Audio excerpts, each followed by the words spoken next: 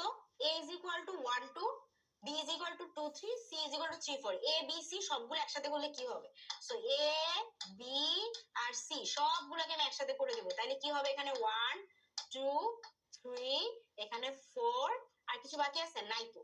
So সবগুলো যদি হয়, এই পদের সংখ্যা কয়টা হচ্ছে দেখো, এখানে একটা দুইটা তিনটা চারটা, তো 4 কে ছিল a নাম্বার, তাহলে অ্যান্সার কি হবে? অ্যান্সার হবে 2 এর a। ঠিক আছে? আচ্ছা ঠিক আছে, লাস্ট ওয়ান আমরা আরেকটা এমসিকিউ করে তারপরে হচ্ছে আমরা লাস্ট একটা অঙ্ক বুঝবো। ঠিক আছে?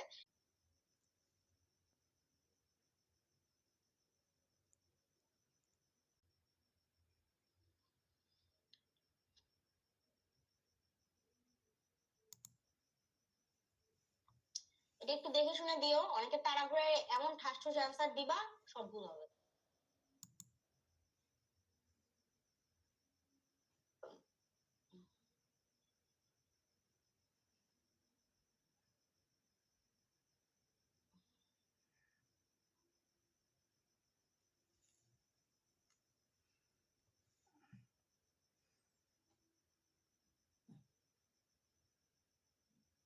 দেখো তো কি বলছিল, অনেকে ভুল করছো এটার অ্যান্সার। হাই হাই, এ কে কি বলছে? এ তে আছে 1 2, বি তে আছে 2 3, সি তে আছে 3 4, এ আর বি এর মধ্যে কমন বের করতে বলছে।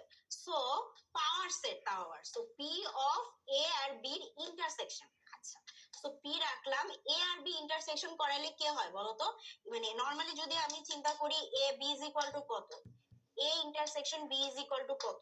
এ intersection B is equal to হচ্ছে, এ আর বি এর মধ্যে কমন আছে হচ্ছে 2, তাহলে 2, তাহলে power of A intersection B কি হবে?